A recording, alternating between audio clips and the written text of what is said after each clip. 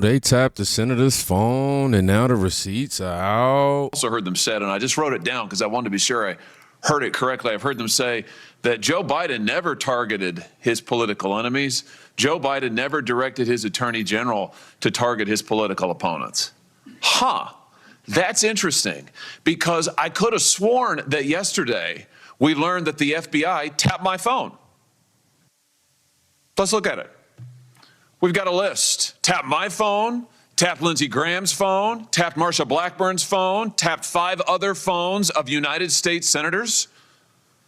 Gee, it sure looks like targeting political opponents to me, and yet I haven't heard a word from that side of the dais about any concern whatsoever. We've got nothing but concerns today, but no concern at all for a Justice Department that is tapping the phones of sitting United States senators because who knows why. They don't like them. They're members of the opposition party. They're Republicans. They're conservatives. You've seen this document, Attorney General Bondi. Well, what was going on here? Who ordered this? Who ordered the tapping of the phones of United States senators?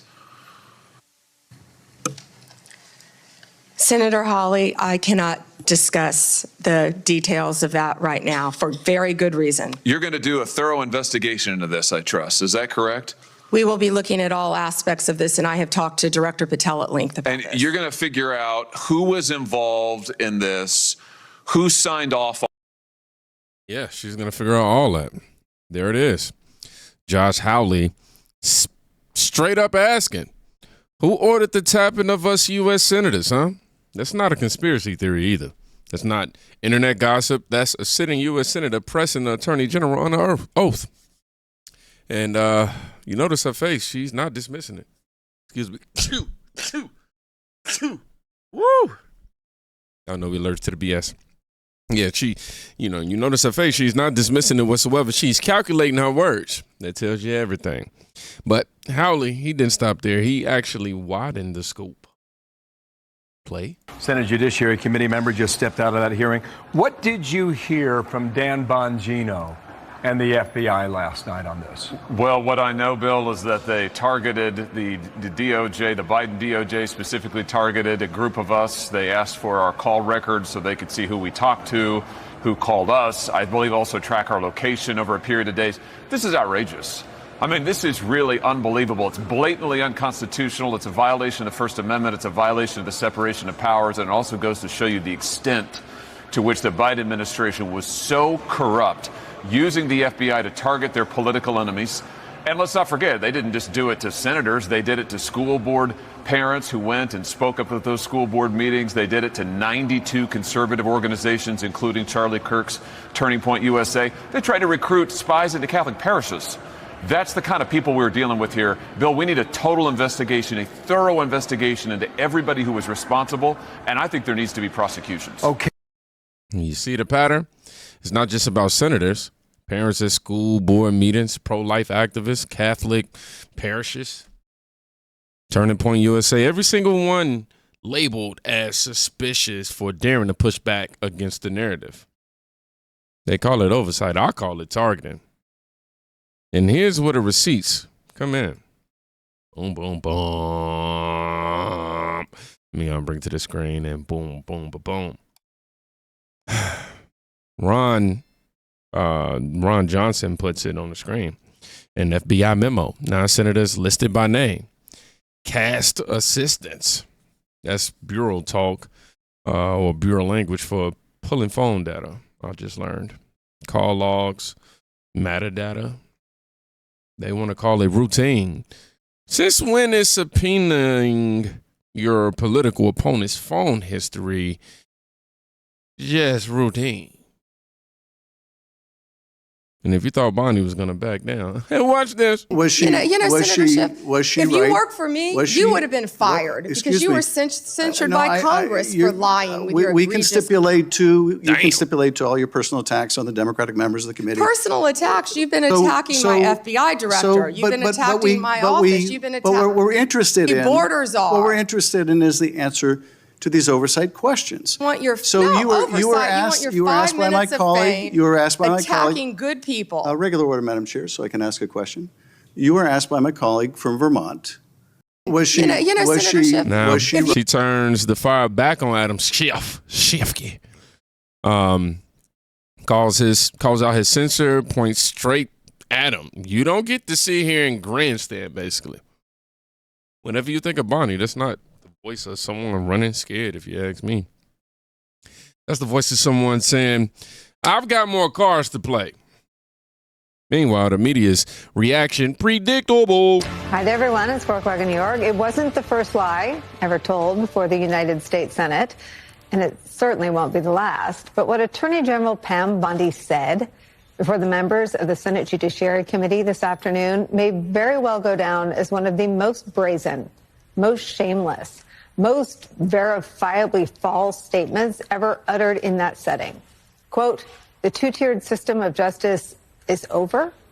In fact, if Bondi's on-the-record testimony today served to prove anything out in public, anything at all, it is that a two-tiered system of justice has very much been operationalized, is the new reality in the United States of America right now.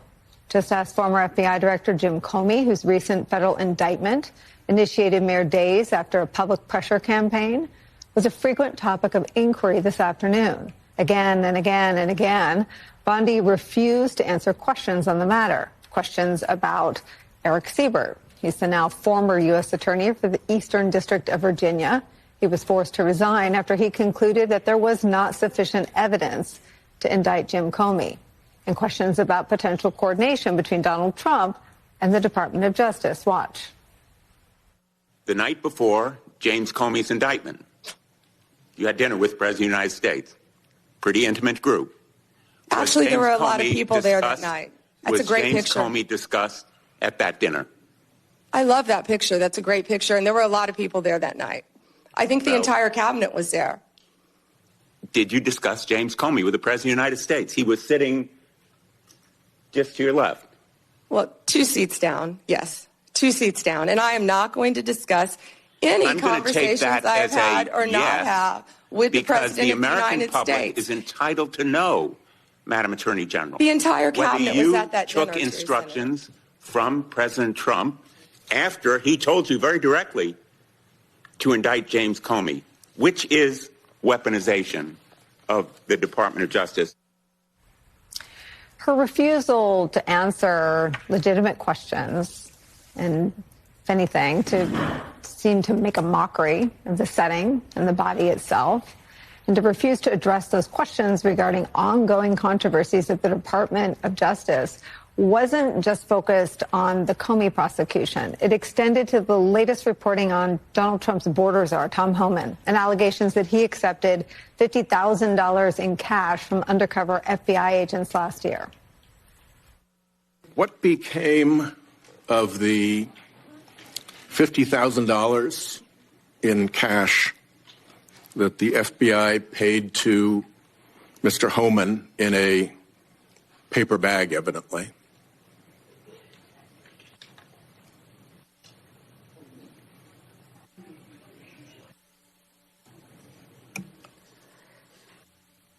Senator, as Deputy Attorney General Todd Blanche recently stated, the investigation of Mr. Homan was subjected to a full review by the FBI, agents, and DOJ prosecutors. They found no credible evidence of any wrongdoing. And that was not my question. My question was, what became of the $50,000 in cash that the FBI delivered, evidently in a paper bag, to Mr. Homan? Senator, I'd look at your facts. I can see I'm not going to get a straight answer from you to a very simple question. By the FBI agents and the DOJ. They found no credible evidence of wrongdoing. You know, you're very concerned about money and people taking money, and you rail against dark money. Wait a second. You work with dark money groups all the time. Senator, I would be more concerned if I were you when you talk about corruption and money that when you pushed for legislation that would subsidize your wife's company. The questions here are actually pretty specific.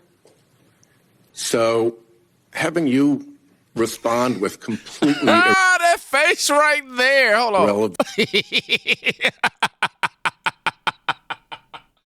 Ah, her mouth line look like a Simpson. Hey.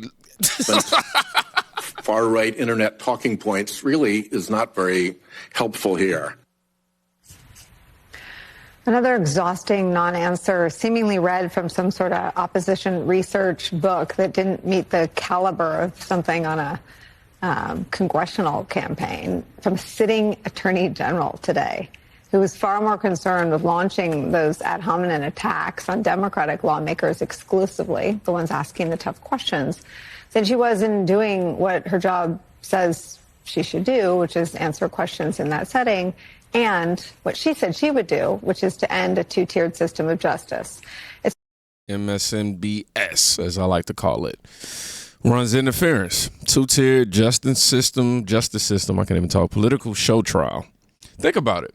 When Comey was indicted, they didn't ask, did he lie? You didn't see that. I didn't see no clip like that. They asked, who pressured DOJ? That tells you the spin is more important to them than the actual substance. But one man, he put it very plainly. James Comey, a former director of the FBI, is being accused of lying to Congress on 2 counts. Mm-hmm. There are agents who testified that Mr. Comey did use a source inside the FBI to leak information to the press. There are agents who are still in this building that were loyal to him, who did not want to see this indictment go forward. The Attorney General of the United States, Pam Bondi, just announced that not only are they going to bring the full charges against Mr. Comey, that is only the beginning of people that they're targeting in the same manner. Your thoughts on where you sit as the current FBI director, seeing one of your colleagues who also was the director of this place being indicted. And what does this mean going forward for the FBI in the Trump White House? This is the only thing we haven't talked about. It's the restoration of trust the American public has in the FBI. Don't take my statistics for it. You know it. It was cratering. It was at all-time lows over the prior 2 directors. The restoration of trust comes in my work with Congress, congressional oversight, production of documents, and transparency. That's a piece of it. That's a big piece of it. When we produced 33,000 pages and the prior 2 directors only produced 4 and 13,000 respectively. That's a big difference. Of investigations of consequence, everything from JFK to the Charlie Kirk assassination and everything in between. We're making ongoing productions like never before seen so the American people can see, touch, and feel it and not be told what happened. As to, for me particularly, an individual who is a victim of a weaponized system of law enforcement, a politicization of law enforcement, literally had subpoenas served on me for no legal basis whatsoever. I will never, in this seat, launch an investigation without the appropriate legal and factual basis to do so, and I do not make those decisions. The career. In other words, whereas the people that accuse you of weaponizing the FBI to do the president's bidding is just not true. No, what America should do is look at the people that made those accusations and ask themselves the one simple question that the majority of the media doesn't want to face. Did Russiagate happen? No. And what happened? What did I uncover when I led that investigation, when I was a chief investigator on Capitol Hill, is that a political party hired a foreign intelligence asset to make up information, then get it to the FBI. And the FBI knew and has now admitted it knew the information was false and the source was bad. Even so, they went to a federal secret court, applied for a warrant on their political opponent, and lied to that federal court to obtain that warrant. If you can't come to terms with that, then you have no opinion or basis to stand on to attack our integrity and the leadership I have at the FBI. Look at the individuals that did that. Ask yourself the tough question in the mirror, not you, the fake news media. I want to prop these people up and say we're the ones weaponizing government. It is the height of hypocrisy to have someone accuse us of doing that when they are the ones that created that maniacal system to satisfy their own egos. They're just pissed that we figured it out, and the guy that figured it out is now the director of the FBI, and the attorney general is a great partner, and she's right. Kash Patel cuts through all of that noise. Investigations must be based on facts and law. Point blank, period. Doesn't matter who's in power. That's the standard. And when you stack that against what Hawley and Johnson just laid out, the question becomes, did the FBI meet the standard or did they abuse it? And as all this unfolds, the biggest name of all is walking in the court. Yeah, I'm gonna put this on a big one. See his face. James Comey, arraigned, federal charges, lying to Congress, obstruction. The same man who told America to trust the system, the same man who signed off on surveillance against Trump's team. Now he's facing that system himself. That's not irony. That's justice circling. Whoop, right back around.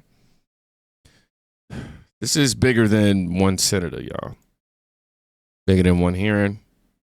If political opponents can be surveillanced under the banner of oversight, then every citizen should ask one simple question. Who's next? Who? Because when government forgets its limits, it's not just politicians that's on the list. It's pastors, it's parents, it's everyday Americans. And if we don't demand clarity now, tomorrow's target might be you. So if you made it to the end of this video, for the sake of Comey, we're going to put circling back around. No, we're going to put justice served. There we go. Justice served. Yeah. Or getting served. But justice served. Justice served. We're just going to put that. Anywho, y'all be safe. Please go check out our friend today. You can quite literally be saving their life. Peace.